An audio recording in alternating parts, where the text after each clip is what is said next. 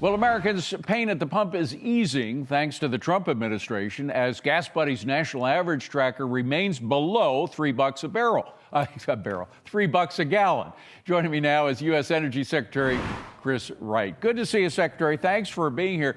When do you think Americans are going to feel not happy? You're never happy about paying money for gas, but are going to feel better, genuinely better about the price at the pump? Oh, I think that takes a little bit of time, but as you go into the holiday season, nothing's better than saving money. Every week, you fill up your gas tank. You got more money in your pocket to buy your kids presents and pay your bills.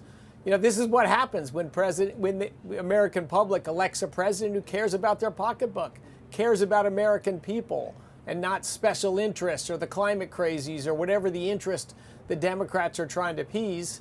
President Trump just focused on the American consumer. And you know, I don't think there definitely wasn't a time during the Biden administration when the gas went below the price they came in. Of course, they came in during the pandemic when prices were very low because people weren't traveling as much. But they basically, you look at a chart and it's pretty amazing the way it just stayed up there. It did come down for the high point of $5 a gallon.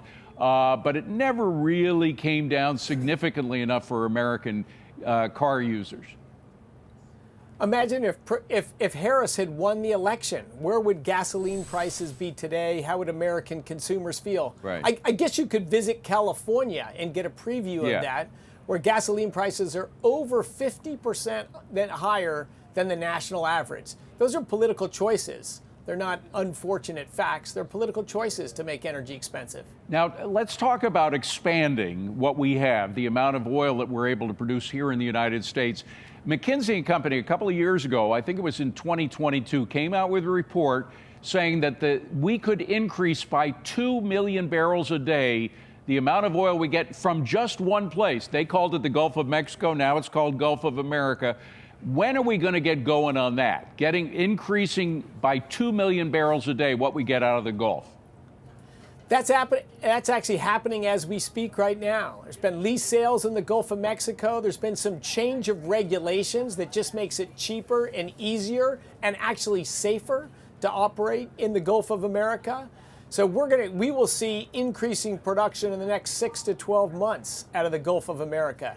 And if you look carefully at the oil production data in the U.S. as a whole, right now it's almost 1 million barrels a day higher than it was 12 months ago. Yeah. So even with low oil prices, we're seeing more development. Just common sense is back in town. But when we get over 15 million barrels a day, I mean, that's what we're looking towards. And by the way, we should mention Gulf of America oil is some of the cleanest burning oil around, right? It's better for the environment, just about any oil you can find anywhere on the planet.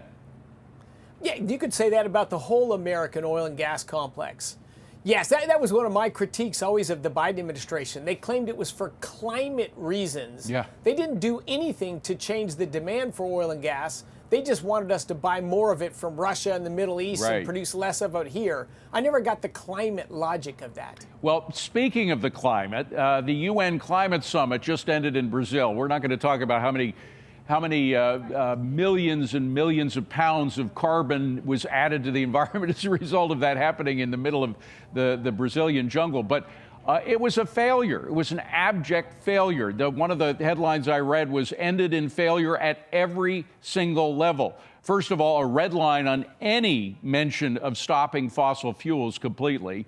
They used to always throw that in. That's no longer it. Are they finally realizing, is the $1 trillion experiment of spending money, taxpayers' money on climate change, is that finally ending? I think it is. I think we've seen peak climate crazy. We've brought common sense back to Washington, and it is contagious. You know, Canada just scrapped their carbon rules that were suppressing their oil production, their ability to build pipelines. You see reversals in most of the European nations. It's just common sense. People are starting to think about their citizens again, about cost of living, about jobs. And of course, when you look back at 30 years of COP climate conferences, nothing substantive came out of them. Right. A lot of money, a lot of ink, a lot of promises to get rid of hydrocarbons. Their market share didn't even change over the last 30 years. And never any admissions that all of their forecasts were dead wrong about what would happen. And I just have to throw something else in. Obviously, it's the tremendous need for new energy from these data centers that AI is going to rely on, huh? I think that's helpful, actually. That's helping bring some common sense in the conversation, and it's giving a reason for a lot on the left to pivot without having to look back, as you're talking about, David, and say how wrong they were before. Right. They can just say the world has changed. AI's arrived. Now we need reliable, affordable energy. Yeah, well, that is true. We do need it, and we can't get it without fossil fuels. Secretary Wright, thank you so much for being here. Appreciate it. You bet, David. Thanks for having me. Coming up.